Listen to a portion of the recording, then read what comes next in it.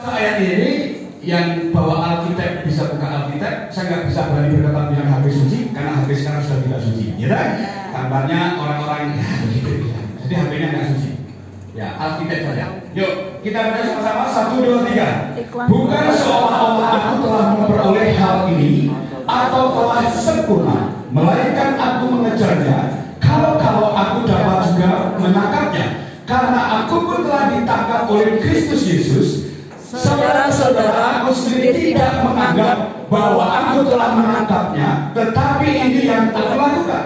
Aku melupakan apa yang telah di belakangku dan mengarahkan diri kepada apa yang di hadapanku, dan berlari-lari kepada tujuan untuk memperoleh hadiah, yaitu panggilan surgawi dari Allah dalam Kristus Yesus. Saudara, saya percaya di tempat ini punya penafsiran, punya ilhaman sendiri tentang ayat ini, saudara. Tapi yang saya kebagian ini pergumulan saya dengan Tuhan dalam pelayanan kami, dan kami mendapat inspirasi dari ayat ini, sehingga saya tidak mengatakan saya lebih baik dari saudara, tapi saya lebih baik dari kehidupan yang terakhir. Amin, saudara. Sekali lagi, saya tidak mengatakan saya lebih baik dari saudara, tetapi saya merasa lebih baik dari kehidupan saya yang lampau dengan tafsiran ayat ini. Nah, Bapak Ibu Saudara, semua orang punya kerinduan, saudara. Ya, semua orang punya kerinduan untuk maju dalam segala hal, ya, jasmani maupun apa, saudara, rohani. Saya pengen gereja kami megah, saya pengen gereja kami jadi lebih baik, saya pengen rohani jemaat lebih baik. Semua punya kerinduan itu, saudara, dan itu bisa terjadi dalam kehidupan saya dan saudara. Saya percaya di tempat ini semua pengen jadi lebih baik. Amin, saudara. Pelayanan kita, gereja kita, kalau gereja kita dulu mungkin kursinya masih reot-reot, mungkin sekarang kursinya sudah lebih bagus. Sound systemnya dulu masih pakai toa, sekarang sudah pakai PV dan yang lain sebagainya, saudara. Nah, kita semua pengen lebih baik, saudara. Ya, nah, saudara, hal-hal apa yang perlu diperhatikan agar pelayanan dan kehidupan kita jadi lebih baik? Seperti ayat yang kita baca tadi, ada hal-hal yang perlu diperhatikan. Yang pertama, ada evaluasi, saudara. Evaluasi, menilai diri, saudara. Coba perhatikan ayat ini, saudara. Di bagian ayat 12 dan 13. Bukan seolah-olah aku telah memperoleh hal ini atau telah sempurna, melainkan aku mengejarnya. Kalau aku dapat juga menangkapnya, karena aku pun telah ditangkap oleh Kristus Yesus. Saudara-saudara, aku sendiri tidak menganggap bahwa aku telah menangkapnya, tapi ini kulakukan, aku melupakan apa yang di belakang. Saudara, semua orang tahu siapa Rasul Paulus. Rasul Paulus adalah rasul yang hebat, rasul yang luar biasa. Sepanjang sejarah yang kita bisa lihat, hampir separuh perjanjian baru ditulis oleh Rasul Paulus.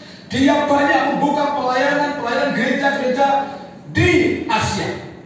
Banyak sekali hasilnya, banyak karya-karya dari Rasul Paulus. Bahkan bapak-bapak gereja kita mengukuhkan, bahkan sebagian daripada Alkitab adalah kita pakai sampai hari ini. Tapi saudara, Rasul Paulus merasa bahwa semua itu belum apa-apa.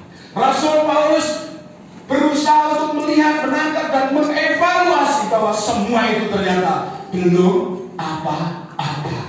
Walaupun Rasul Paulus sudah membuka pelayanan, sudah pelayanan ke masyarakat kemari, tapi Rasul Paulus merasa bahwa itu belum cukup. Masih ada yang kurang. Rasul Paulus berkata bahwa aku masih mengejar panggilan surgawi itu terus. Rasul Paulus masih terus mau bertumbuh. Rasul Paulus masih terus mengejar panggilan surgawi sampai ketemu yang namanya saya harus sempurna seperti Kristus. Jadi saudara, evaluasi itu penting, saudara. Kalau kita mau berhasil, kalau kita mau jadi lebih baik, harus ada yang namanya apa, saudara? Evaluasi. Sebuah perusahaan kalau dalam 1 tahun hitung-hitungan stock option, dia akan lihat untung ruginya. Lalu yang rugi itu dievaluasi. Kenapa bisa rugi? Sama halnya kalau kita sedang dalam pelayanan, saudara. 5 tahun kok pelayanan kok begitu terus, saudara. Mari kita mulai evaluasi. Ada apa, saudara? Nah, saudara kasih Tuhan, mari kita akan belajar menilai diri. Apakah kita sudah melayani Tuhan seperti Kristus? Apakah kita sudah mencapai yang namanya kesempurnaan, melayani seperti Kristus? Ya, jadi saudara, mari kita lihat ya, apa kita jadi pribadi yang lebih baik dalam pelayanan kita atau sebagai pribadi kita? Apakah kita mungkin menganggap kita sudah saleh, atau kita merasa sudah kudus, atau kita sudah merasa hidup berbakti dan punya kasih, atau kita merasa sudah dewasa lagi dan lain sebagainya? Apakah cukup sampai di situ? Saudara, kalau kita lihat orang yang semakin dia titelnya tinggi, semakin dia pakai embel-embel dokter, saya percaya justru dia jalannya akan semakin begini, saudara. Tapi beda dengan hukum waria, semakin tinggi bertolak dia jalannya begini. Dia hanya menurut kalau nanti anak buahnya Pak Kulun, ada uang beri. Seperti itu. Tapi kalau orang yang punya sudah dokter, dia akan merunduk begini. Beda dengan mahasiswa semester 1, kelas 1, beda. Saya ngalami, saudara. Baru masuk sekolah kita dapat tenteng, mau masuk sesi buku 10 dibawa semua, saudara. Gitu kan? Wah, seolah-olah dia sudah hebat, saudara. Beda, tapi coba lihat gurunya yang mengajar. Datang di luar Alkitab. Saudara, beda sekali. Tapi kelas 1, semester 1, wah, tenteng, apalagi masuk kalau sekolah kita mungkin kelas 1, kelas 2. Kalau udah masuk S1, wah, delok isi wong jenis sekolah kita.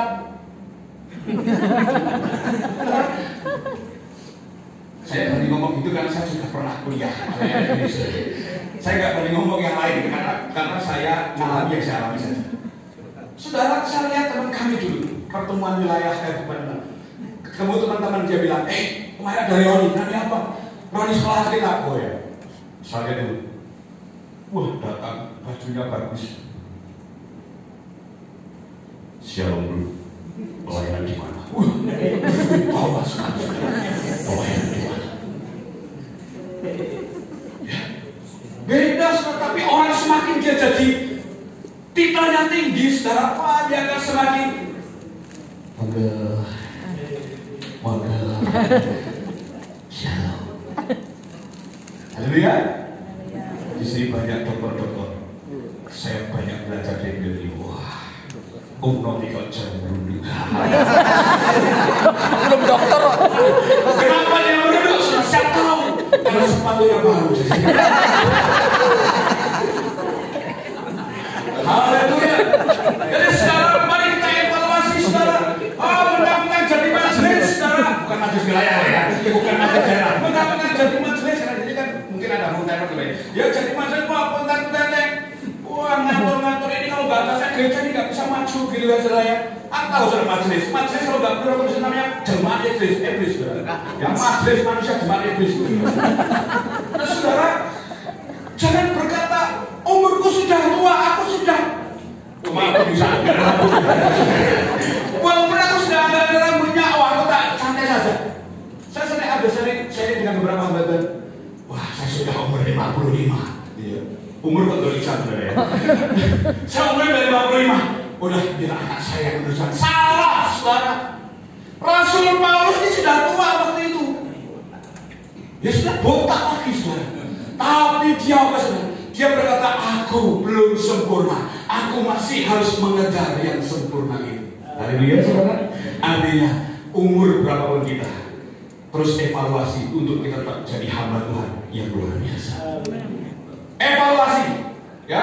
Artinya dievaluasi, ada kesalahan apa yang belum kita lakukan yang menyenangkan hati Tuhan, dievaluasi. Kenapa pelayanan saya gagal? Kenapa pelayanan saya gitu-gitu saja, saudara? Mari kita lihat, saudara.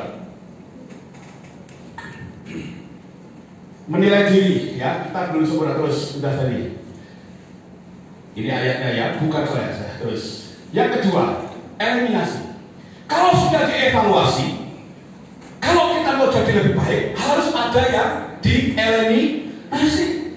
Apa itu eliminasi, saudara? Kalau saudara tahu Indonesian Idol, itu beribu-ribu orang daftar, saudara, dites gitu ya. Yuk, jojo, pikir saya, pikir ya, suruh nyanyi ya, ayo nyanyi gitu.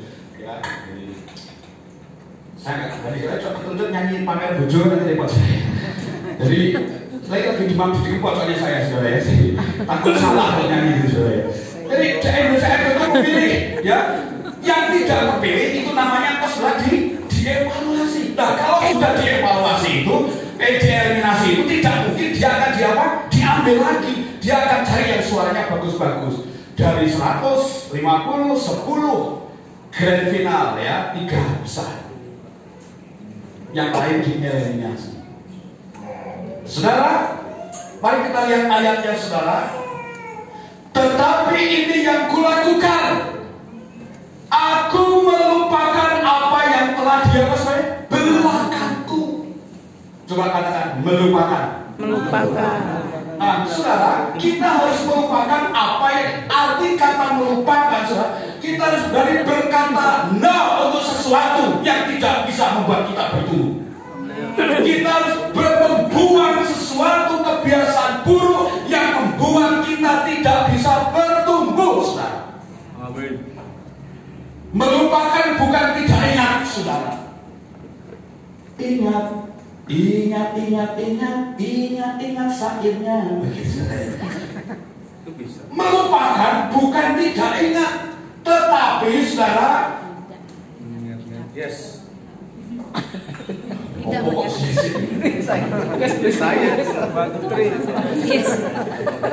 Melupakan bukan tidak ingat, tetapi tidak mengingat.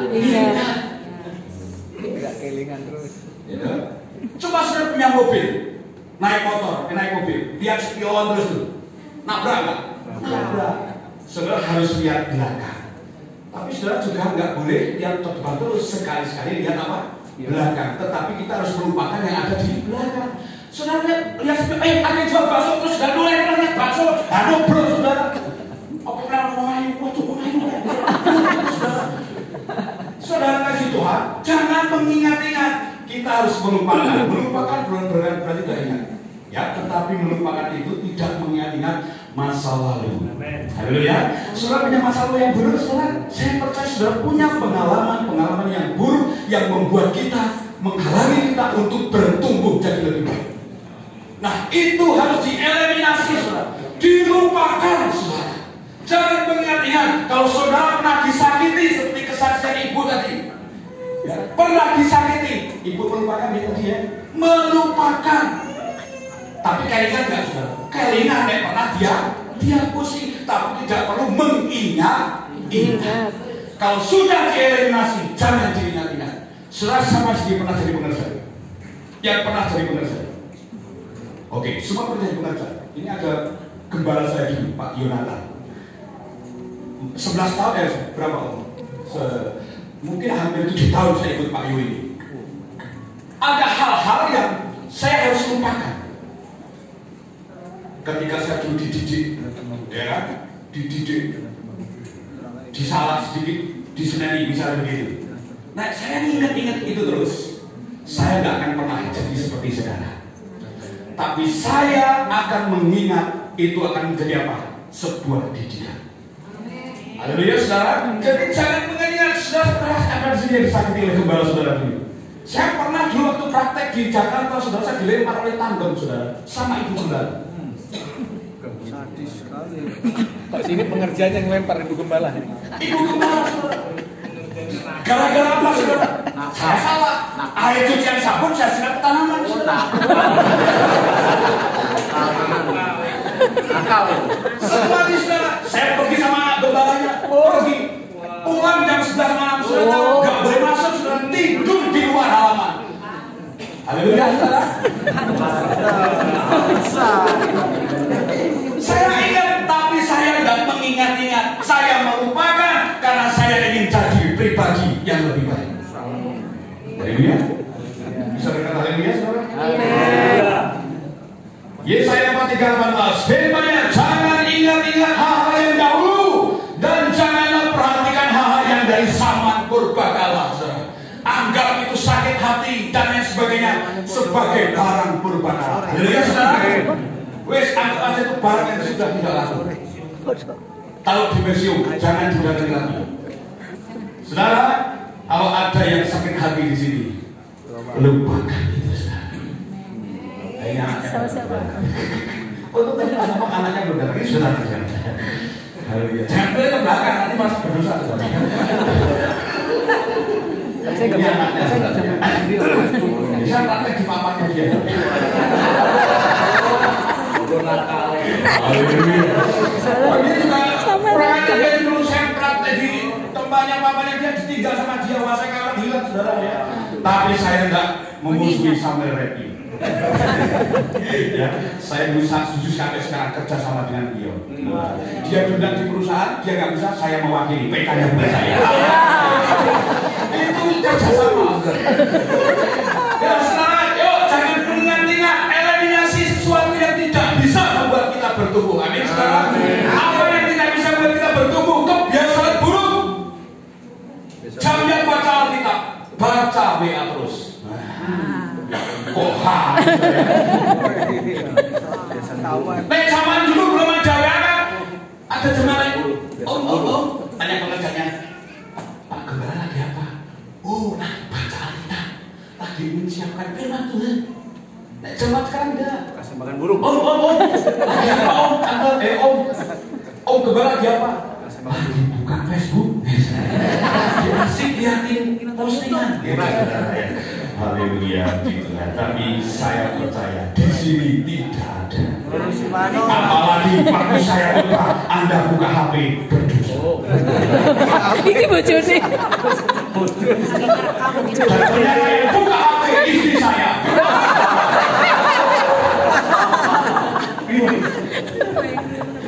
Ya, ini saudara, kalau nggak gini nggak seru saudara ya. Baik, waktu kesuwen saudara ya. Yang ketiga saudara. Bola matanya Tadi gede. sudah di poin pertama. Evaluasi. Yang kedua evaluasi. Yang ketiga rasi. Bukan rasi di belakangnya. Konsentrasi. Yuk katakan konsentrasi. Konsentrasi. Tangannya begini. Tangannya semua begini. Kita belajar konsentrasi. Begini. Tangan kiri begini. Nanti maksud saya Mas ya. Yuk, tangan kanan begini, tangan kiri begini, tangan kiri ditumpangkan sama tangan yang sudah begini. Oke, ya. Bukan begitu, om salah. Coba begini. Nah, om tangannya begini. Ini. Nah, tangannya begini. Terus, ya, oke, begini ya. Oke, saudara, saya belajar konsentrasi. Perintahnya adalah kalau ada kata tangkap, yang begini itu menangkap begini, yang begini begini. Ngerti maksud saya? Ngerti ya? Kita coba dulu. Tangkap. Oke. Kita coba lagi yuk. Tangkap. Oke. 1 2 3. Konsentrasi.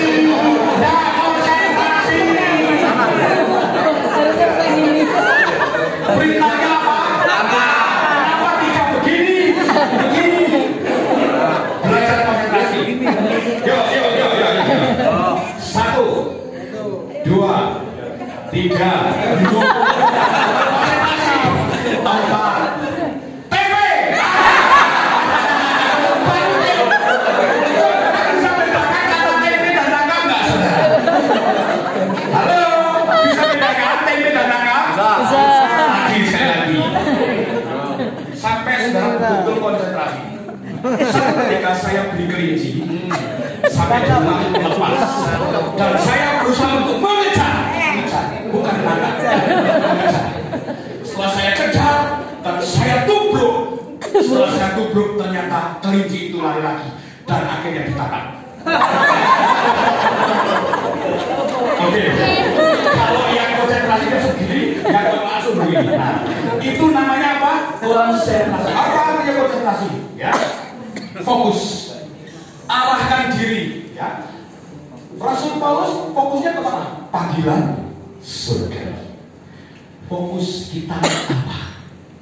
Kalau saudara sudah terpanggil jadi hamba Tuhan, fokuslah jadi hamba Tuhan, bukan hamba setan. Amin. Haleluya. Kalau sudah dipanggil pengen jadi gembala, fokuslah jadi gembala. Jangan coba-coba jadi guru.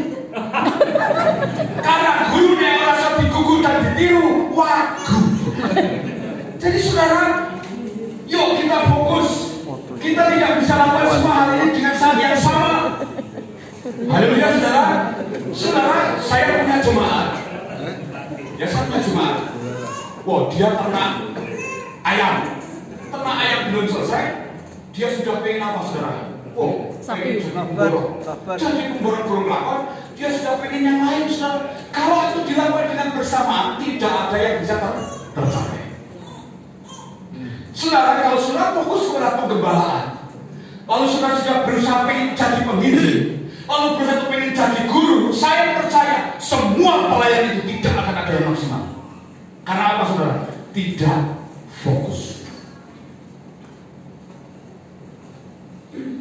Dan saya percaya kalau kita mau arahkan pandangan kita ke panggilan surga, panggilan kita sendiri-sendiri, ya, apa panggilan surga? Kalau ada hamba Tuhan yang datang, saya tanya, Pak, kok pakai seragam? Kok pakai seragam apa? Pegawai negeri, PNS. Loh, terus kan dia belum PNS, baru mau calon. Dia berkata begini, wah, nggak tahu ya, cocok ya pakai seragam ya? Enaknya saya panggilannya di mana ya? Loh, terserah kamu sebenarnya. Ya, lah panggilanmu apa? Mau jadi PNS atau pegawai negeri atau apa? Gembala atau PNS dan gembala, ya tidak masalah kalau kamu bisa fokus dua-duanya dan bisa menata dengan baik, tidak masalah. Saudara, jangan kita mau fokus ternak burung, terus ternak kambing, dokter laki, kayak gitu.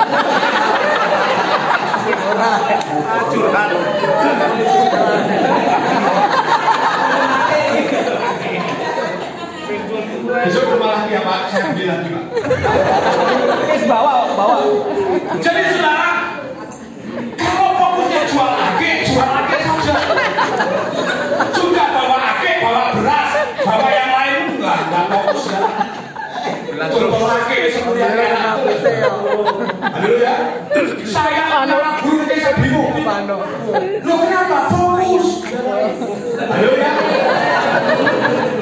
Saya dulu nggak fokus, jual burung, jual apa? Jual celana, jual beli mobil, tak lakukan semua melawan negeri saudara. Nah sekarang murai batu beli 1 juta, uang teko piro 3 juta dibayar. Haleluya saudara. Fokus. Puluhan itu modal manuk. Ini kalau tidak konteks berpeluang. Saya ini belum berpeluang.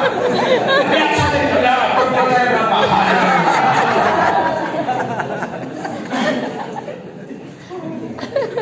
Curhat terus. 1 Korintus 9 Bapak berkata begini, tidak tahukah kamu bahwa dalam gelaran pertandingan semua peserta turut berlari, tetapi bahwa hanya 1 orang saja yang mendapat hadiah, karena itu larilah begitu rupa sehingga kamu memperolehnya. Jadi setelah hidup ini orang yang sedang bertanding berlari fokus ke depan, jangan lihat kanan lihat kiri. Kalau fokusnya kita adalah start di sana, adalah pelayanan, penggembalaan dan yang lain sebagainya yang luar biasa, sudah situ saja. Kalau sudah jadi hamba Tuhan, jangan berusaha untuk jadi pengusaha.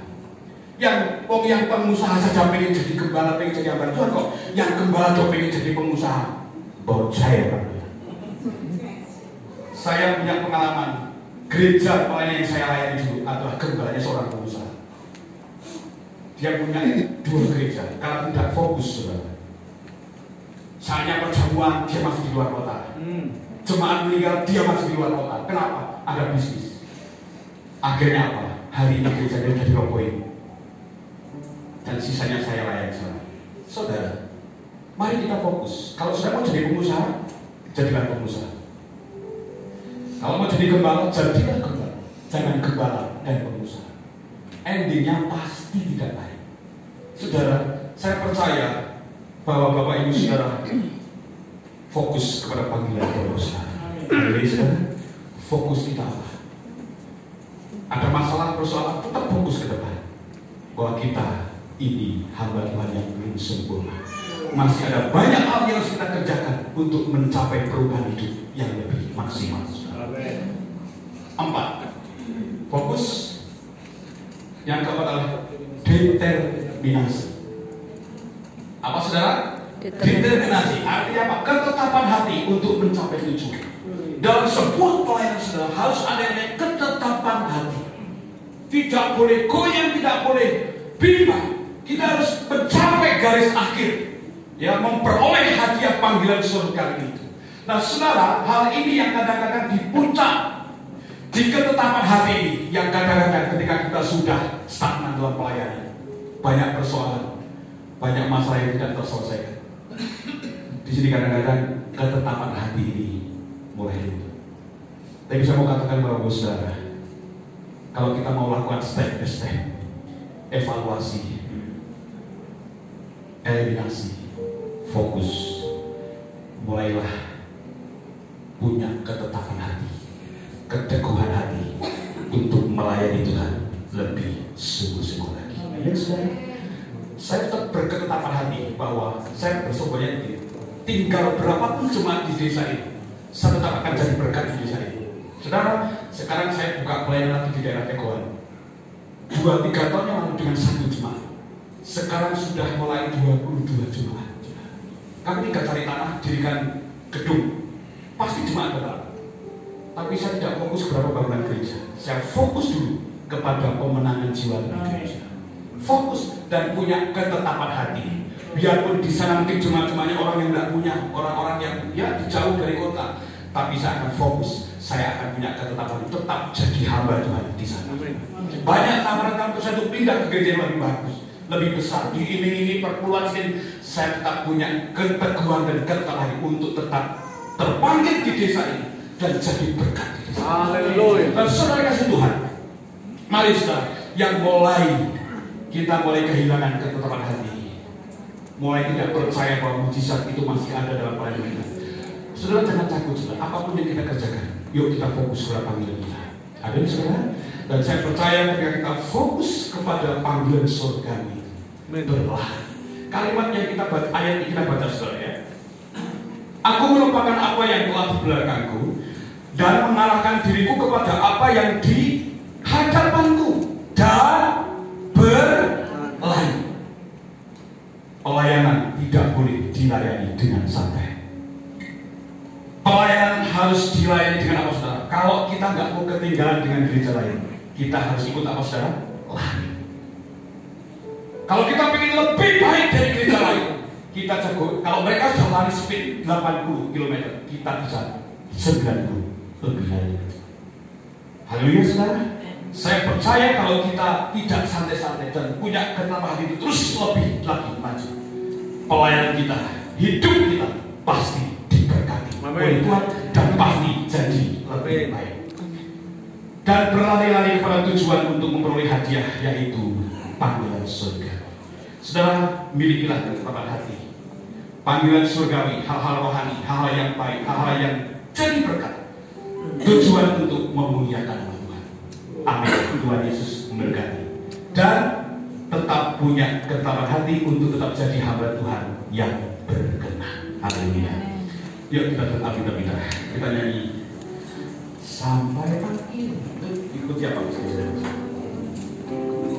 Seperti wanita mengurapimu, menangis di bawah kakimu. Ya benar Tuhan. Demikian hidupku mengasihimu. Ya haleluya.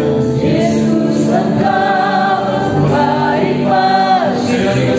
Seperti wanita, Seperti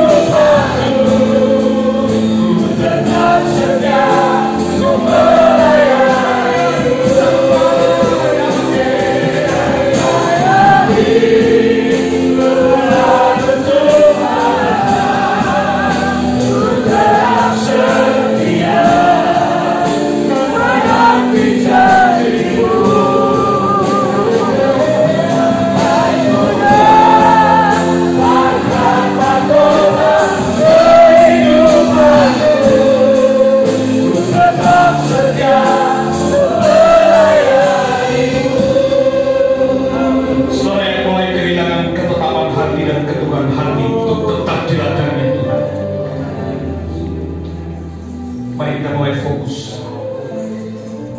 Kalau ada hal-hal yang buruk yang menghalangi pelayanan kita, yang membuat kita kehilangan damai sejahtera, mari kita eliminasi, kita buang, dan kita mulai fokus kepada panggilan kita. Yesus, Yesus. Ketika kita melayani dengan sungguh-sungguh, pasti perubahan hidup, perubahan pelayanan, perubahan ke arah lebih baik pasti terjadi. Mari kita panggil diri sekali lagi. Nanti di akhir pujian ini dengan hormat Bapak Pendeta Yohanes Salama akan berdoa.